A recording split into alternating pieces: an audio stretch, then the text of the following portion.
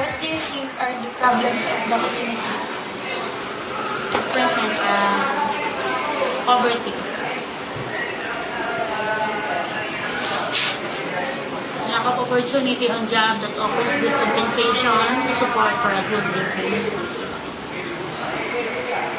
But we always make it a point na we provide them up to they need. If they need the medicine, we have a free medicine here in our barangay.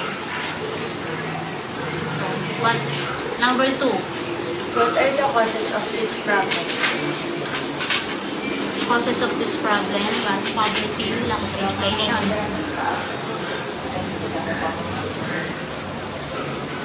Number 3. What does the community need To solve the problems. At present, this one represent the answer of the barangay chairman. No? At present, I encourage all my constituents to seek an extra job and involve themselves into business. For example, livelihood project, which can help them to earn for a living. Number 5. 4. How can you lessen the crimes?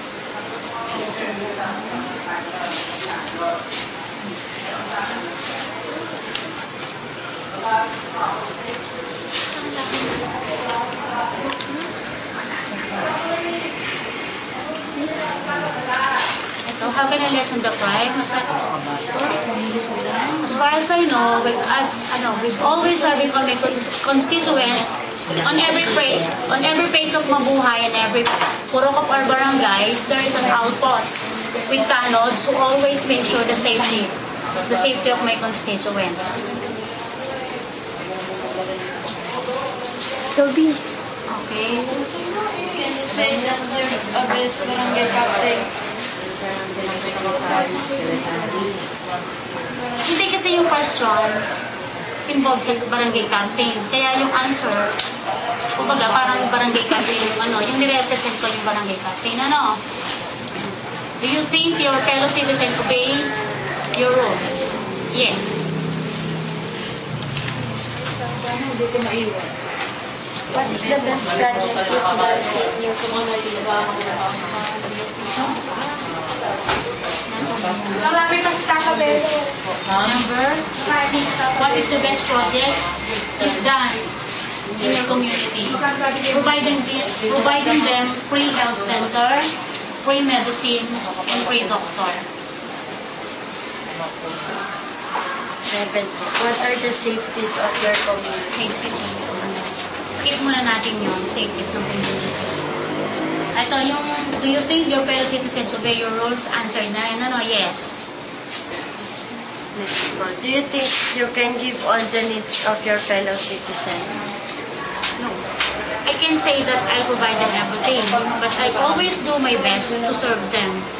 I cannot say that I can give everything to everybody. But we're trying. We've always tried to give them, to serve them. Do you think that you're different to other captain or secretary? I'm giving my 100% effort on every work I do. How can you solve the problems of your community? For example, in peace and order, I always make it a point that all of my tanods can provide my constituents the safety they need.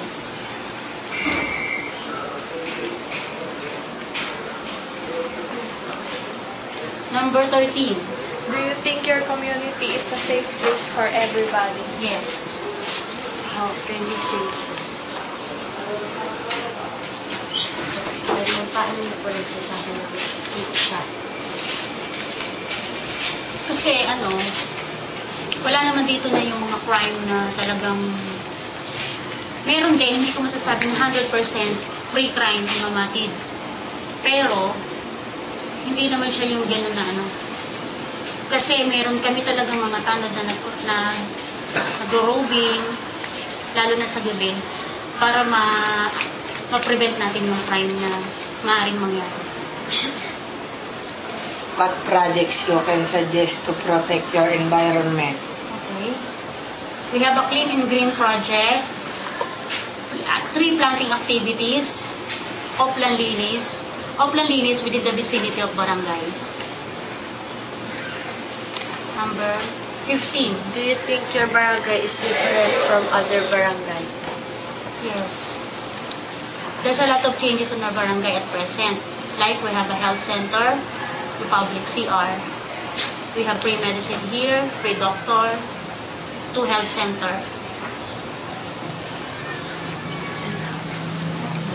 Tapos na. Okay. Ito na, oh. Magagamit na din ito ng reference.